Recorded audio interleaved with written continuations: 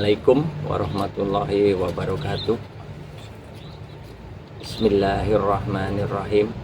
Allahumma sholli ala sayyidina Muhammadin al-Fatih lima ughliqa wal khatimi lima sabaq nasiril haqqi bil haqq wal hadi ila syiratikal mustaqim wa ala alihi haqqa qadrihi wa miqdarihil azim. Jangan lupa selalu belajar menjadi manusia. Oke, derek-derek sedaya,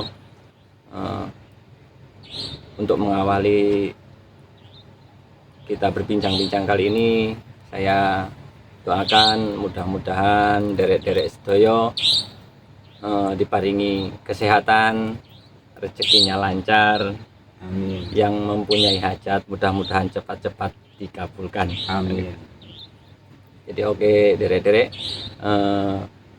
untuk video kali ini atau hari ini kita berbincang-bincang lagi sama Mas Arifin Soleh. Kita sharing lagi, kita tuntaskan cerita yang jadi untuk hari ini atau kali ini kita menyambung dari video yang lama, yang kemarin lah intinya, dalam perbincangan kita tentang tirakat topo pendem nih. Jadi untuk hari ini kita menginjak ke step yang ke-7 Mas Arifin ya. Nggih, Yang ke-7. Jadi menurut jenengan gimana kisah-kisah yang di step ke-7 ini? Step ke-7 ini adalah step terakhir, Mas. Step ketika saya mulai diangkat dari kubur istilahnya. Ya. Dan step ke-7 ini adalah step terakhir atau paripurna istilahnya. Dan sebelumnya di step ke-6 yang sudah saya ceritakan, saya disuruh kembali ke tanah jauh. Dan di sini, Mas, di step ke-7 ini, sebagai manusia kita akan sangat menyadari atau memahami keadilan Sang Maha Pencipta atau keadilan Tuhan, bahwa dari mana, dari tanah mana kita diambil, dari ke tanah itu kita akan dikembalikan. Dan setiap pribadi itu berhak untuk mengetahui itu. Setiap pribadi, bukan tergantung orang istimewa atau tidak istimewa. Semua manusia itu sebenarnya adalah istimewa kalau mau menjelajahi keistimewaan sebagai manusia, kalau mau menjelajahi pribadinya masing-masing. Tapi fakta dalam kehidupan kita selalu terjebak ingin menjadi orang lain, menjelajahi orang lain. Kan gitu Banyak. kita sering mempelajari kitab orang lain, tapi kita tidak pernah belajar kitab kita sendiri atau pribadi kita sendiri. Mungkin sebagai inspirasi atau sebagai pemicu, boleh kita mempelajari karya-karya orang lain atau kitab-kitab orang lain, tapi itu adalah pemicu untuk kita mempelajari kitab kita sendiri atau perjalanan kita sendiri, supaya kita bisa menemukan keistimewaan atau keajaiban diri kita masing-masing sebagai manusia. Karena setiap manusia itu mempunyai keajaiban yang disediakan untuk kemanfaatan di dunia ini. Makanya poin kenapa kita harus mengenal diri sendiri, karena kalau kita sudah mengenal diri masing-masing, kita pasti akan berebut bermanfaat. Coba bayangkan indahnya dunia ini kalau kita berebut bermanfaat. Tapi fakta dalam kehidupan sehari-hari kita berebut memanfaatkan orang lain Demi kepentingan kita sendiri. Tapi kalau kita sudah menjelajahi pribadi kemanusiaan kita, pasti kita akan berlomba-lomba atau berebut bermanfaat. Itulah sebenarnya keindahan di dunia ini. Kalau kita sudah berebut bermanfaat, jadi bukan berebut saling memanfaatkan. Jadi untuk mengenal diri kita sendiri itu bukan untuk kepentingan kita sendiri, Mas, khususnya kan gitu. Ini supaya kita bisa bermanfaat untuk sesama manusia, sesama makhluk di dunia ini.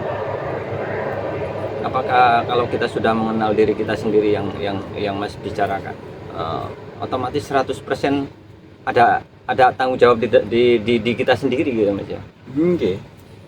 Pasti setiap pilihan sampean, setiap apa yang sampean pilih, apa yang sampean lakukan, sampean berani mempertanggungjawabkan itu. Dengan logika sederhana atau ilmu sederhana, Mas. Apa sih perbedaan kita dengan hewan? Manusia ketika melakukan sesuatu diberi hak sadar melakukan itu. Tapi kalau hewan kan enggak. Hewan dipaksa secara alamiah melakukan perbuatan atau apa yang dilakukan. Tapi manusia diberi hak sadar dalam melakukan sebuah tindakan atau perbuatan. Jadi ini intinya kalau saya bisa bertanya lagi ke sampean. Jadi sesudah kita mengenal diri kita sendiri dalam hal apa aja lah, Mas ya. Jadi di situ kan kita kan kalau sudah kembali ke masyarakat umum lah intinya ya. Ke masyarakat umum kita melakukan kesalahan atau itu selalu sadar intinya kan di situ, Mas. Apa menurut gimana? Maksudnya sadar gini, setiap perbuatan yang sampean pilih atau yang sampean lakukan itu benar-benar pilihan sampean dalam keadaan sadar, bukan terpaksa atau dipaksa. Itu poinnya sebenarnya di situ. Kita kan banyak sekali lah pengalaman saya pribadi, kadang-kadang kita melakukan apa aja kan tanpa kesadaran kita, akhirnya kan apa namanya, kalau kita bisa bilang itu keterpaksaan itu tadi kan malah jadi beban, Mas. Kan kayak gitu lah. Malah, Mas, dalam falsafah Jawa itu, Mas, segala sesuatu yang kita lakukan karena terpaksa itu sebenarnya adalah hakikat dari neraka. Kita tidak ngomongin neraka dalam versi agama loh ya. Kita ngomongnya filsafat atau falsafah Jawa. Segala sesuatu yang kita lakukan karena dengan sukarela atau dengan penuh kegembiraan atau dengan keridhaan, itu adalah surga. Jadi saya terlepas dari bahasa neraka atau surga dalam konteks agama. Iya. Apakah kita kalau kita dalam kehidupan sehari-hari sumpek atau sembarang kali itu masuk ke ranah itu juga, Mas? Ya, ketika sampean mengalami sumpek atau susah, itu ya neraka, Mas. Kalau sampean mengalami kegembiraan, kerelaan, di surga. Tapi kalau kita di arah sana, tapi dengan kesadaran kita ke sana itu ya otomatis kan kita bisa bergembira juga, Mas ya. Kalau kita sudah menyadari apa namanya, dalam bahasa tadi sampean bilang apa sih kalau dibilang itu yang Mas bilang apa namanya, kesadaran itu tadi, Mas. Kesadaran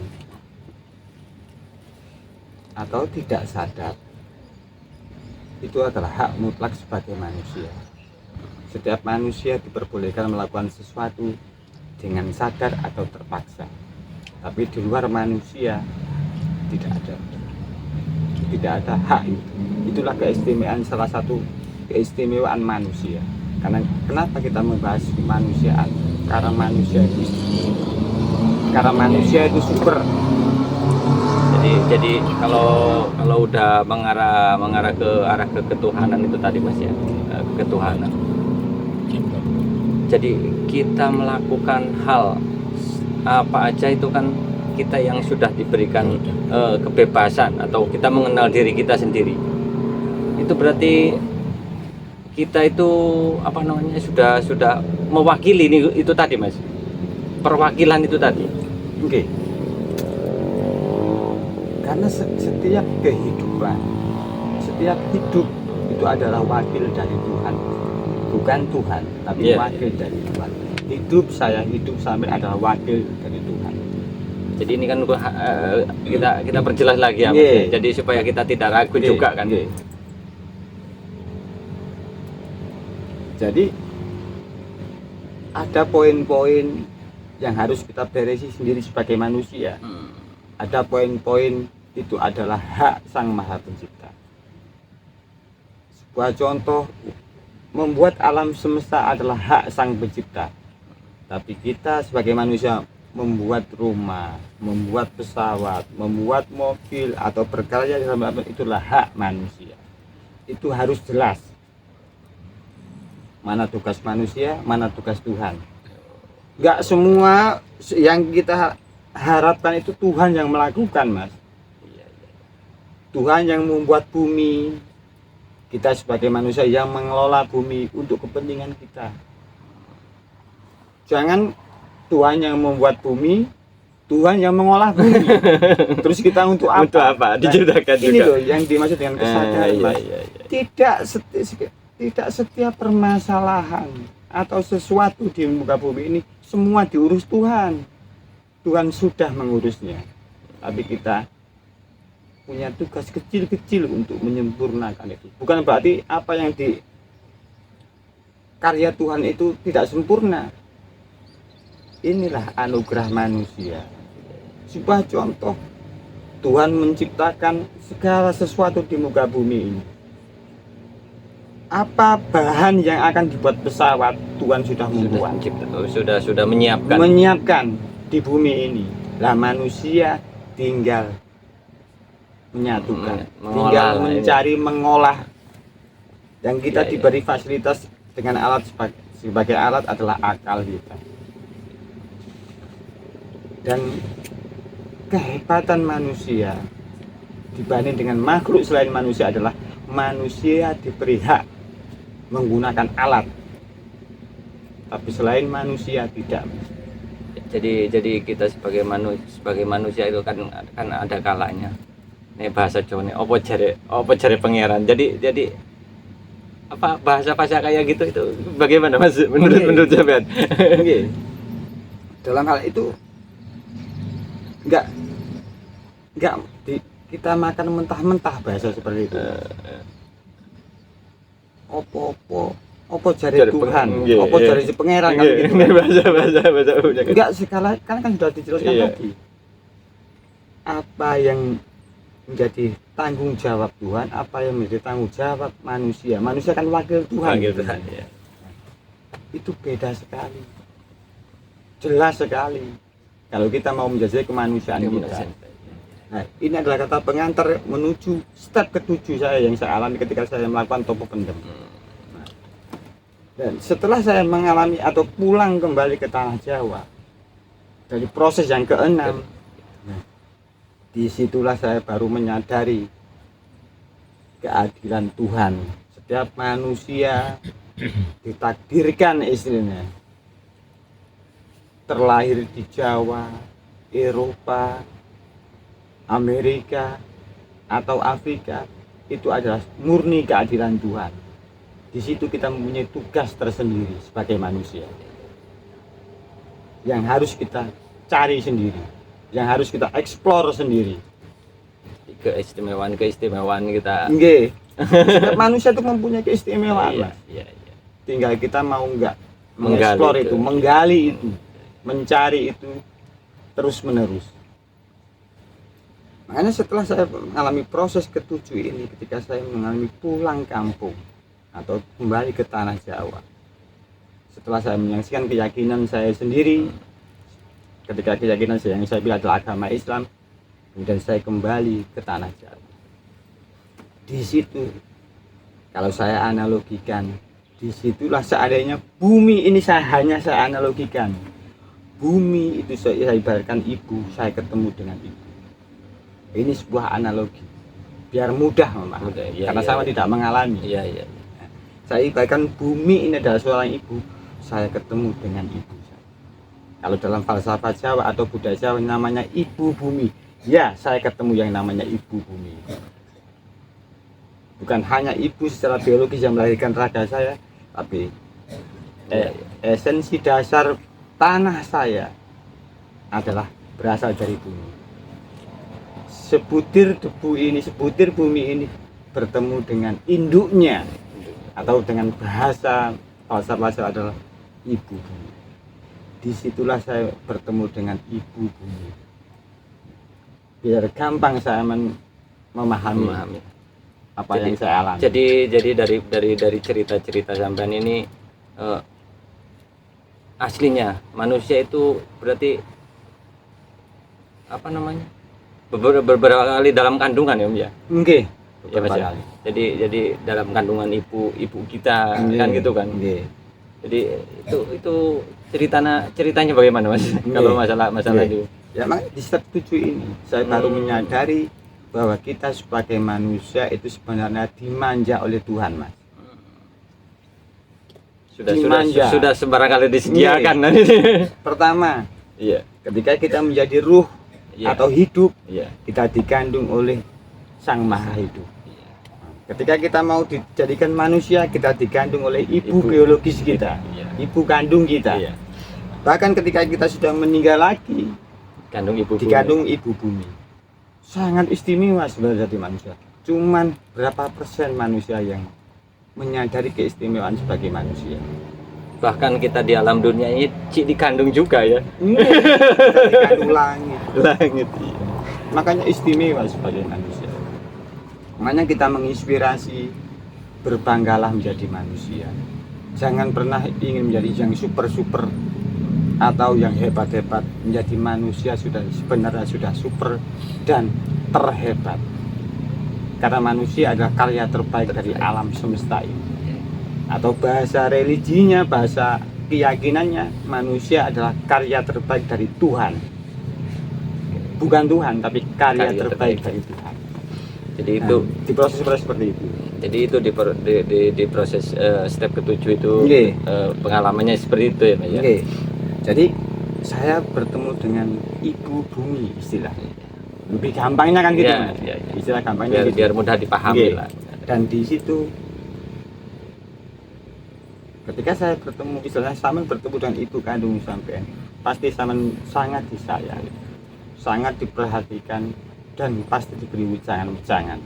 Makanya salah satu inti dari wejangan yang saya dapatkan dari ibu bumi, ya, satu, ketika saya sudah berkeyakinan agama Islam, maka wejangan yang disampaikan kepada saya adalah berupa ajaran agama Islam, Islam iya. yaitu Pastinya. Bismillahirrahmanirrahim. Resep hidup di muka bumi adalah Bismillahirrahmanirrahim. Apapun yang kita inginkan, apapun yang akan kita harapkan, yang kita lakukan, syaratnya adalah Bismillahirrahmanirrahim. Meminta izin. Kalau bahasa universalnya kita meminta izin dulu lah. Nggih, meminta Karena- izin. Dan di situ tidak hanya cukup di situ. Bismillahirrahmanirrahim di sini. Kita harus menyadari apa yang kita dapatkan, apa yang kita peroleh adalah statusnya meminjam. Dalam bahasa Jawa, nyambut gawe. Ya istilahnya kan nyambut, digawe, terus dikembalikan. Iya, Nah, kembalikan lagi. dalam di kehidupan nyata, ketika kita statusnya adalah nyambut, terus digunakan, kalau tidak dikembalikan lagi, pasti akan diambil dengan secara paksa. Misalnya gagal dalam usaha, ditipu orang, Banyaklah caranya. nggih, dicuri orang, hilang. Ini adalah sebenarnya adalah peringatan. Kalau kita mau menyadari, Sadari. itu adalah memang kewajiban kita. Sesuatu yang kita ambil dari bumi harus dikembalikan lagi. Lebih-lebih sebelum kematian. Tapi dalam kehidupan kita, kehidupan nyata di masyarakat kita, Nggih. di semua lapisan itu Nggih. banyak yang tidak menyadari itu Mas ya. Nggih. Banyak yang tidak menyadari itu. Katakan kita dikasih dikasih dipinjamin tapi lupa mengembalikan. Kenapa? Karena merasa memiliki. Ya. Tapi kalau kita mengalami kesadaran itu, pasti nggak akan dipaksa mengembalikan. Istilahnya kita cepat merespon, cepat mengembalikan itu. Makanya setelah prosesi itu, setelah saya mendapatkan ujangan dari Ibu Bumi, dan saya berterima kasih, akhirnya istilahnya guru saya memanggil saya, sudah nggih sampun. Saya ditambah, tapi saya tidak berucap kata-kata loh Mas. Nggih, Tapi nggih. secara keyakinan Nggih. saya nggih sampun. Nah, setelah proses itu, nah ternyata Baru diangkat. Nah, Ya, baru saya dibongkar. dibongkar itu. Dan ketika dibongkar itu, saya menyadari tubuh saya lemah sekali. Nah, ini loh bedanya kita melakukan mengubur diri sendiri dengan dibimbing Iya, seorang iya. guru itu beda, Mas. Kalau saya melakukan ini dengan diri sendiri atau pribadi, saya jamin mati. Tanpa pembimbing lah. Nggih. intinya. Tapi kalau dibimbing guru, ketika saya diangkat dari kubur itu sangat saya lemas sekali, bahkan tidak ada kekuatan apa, lemas. Bayangkan 7 hari 7 malam saya nggak Iya. makan, nggak minum. Tapi setelah dibongkar terus dikasih minum hanya beberapa teguk, itu seakan-akan saya itu sudah sehat kayak sebelum dikubur. Segar lah. Segar kembali, padahal hanya 3 teguk air, yang pastinya mungkin air itu mengandung doa-doa atau apalah bahasanya. Tuh. Yang tidak bisa dilakukan tanpa guru, Mas.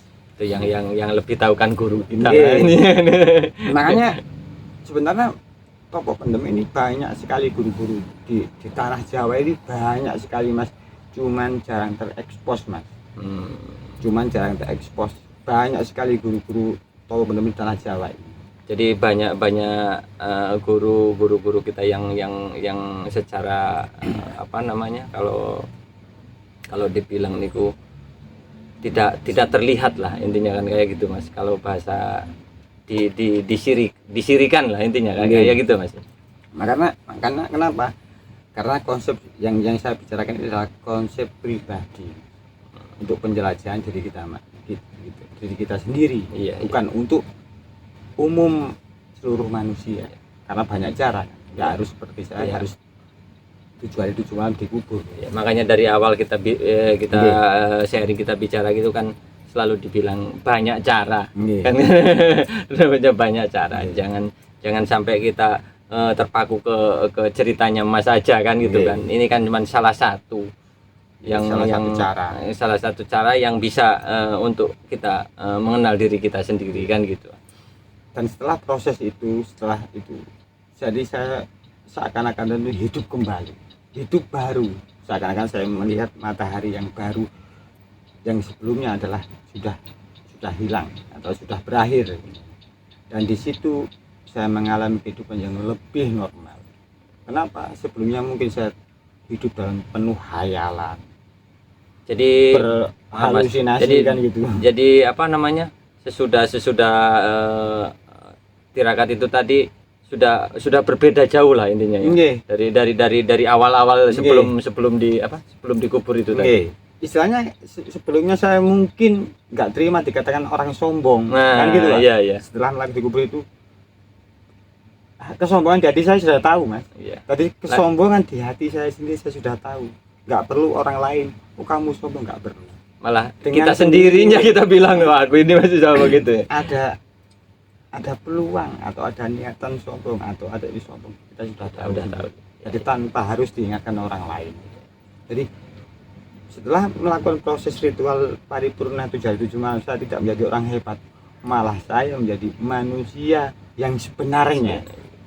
Yang tadinya ingin terbang sekarang tidak. Setiap jengkal saya melangkah, saya merasakan syukur yang luar biasa secara pribadi saya. Kenapa kok nggak dari dulu saya bisa menapakkan kaki di atas tanah? Gitu.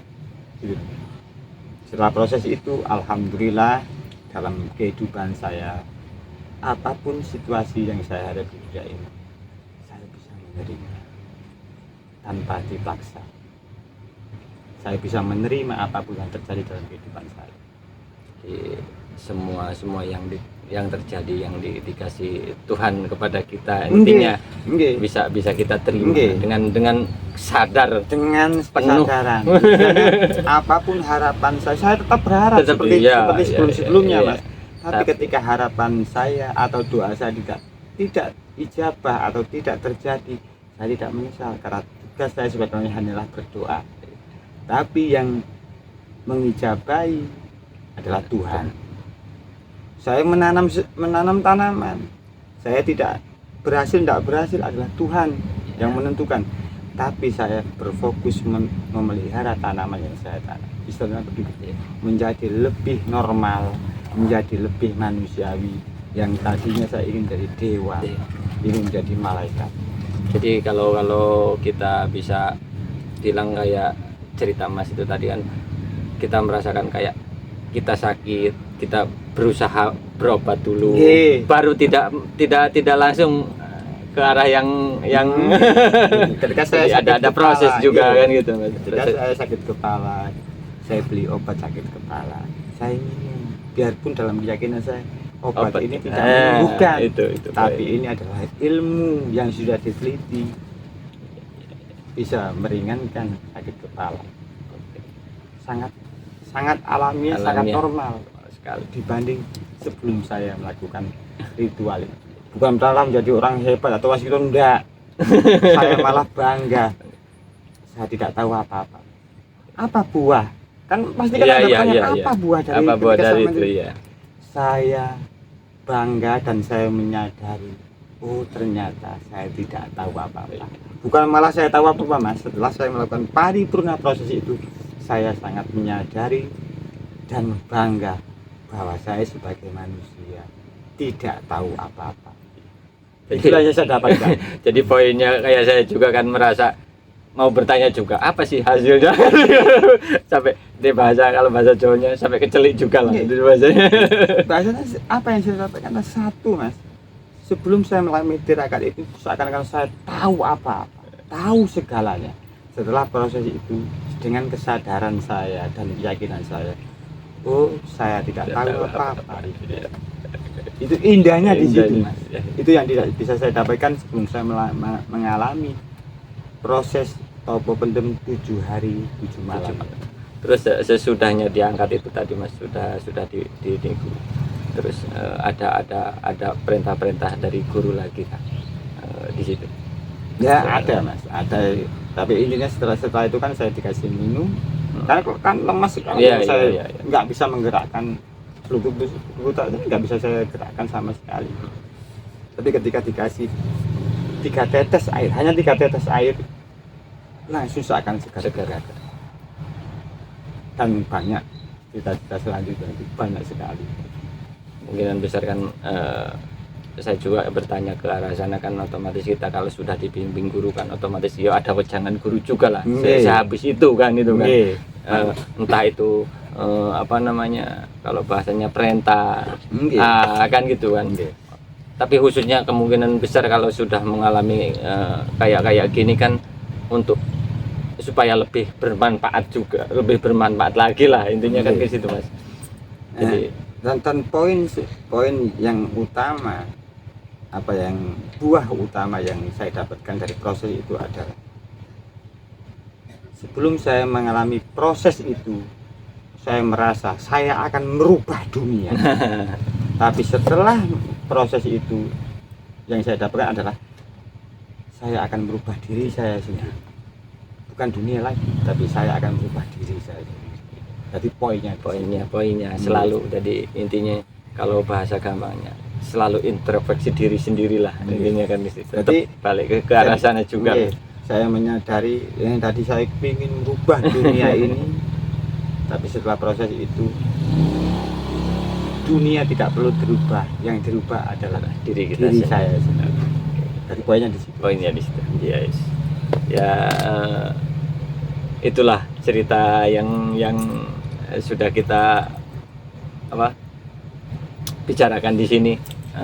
teman-teman kita jadi sampai step ke-7 ini, cerita dari pribadinya seorang Mas Arifin Soleh sampai mengenal dirinya sendiri, dan ya kayak gitulah intinya. Ya, mudah-mudahan ini bisa menginspirasi teman-teman juga semua.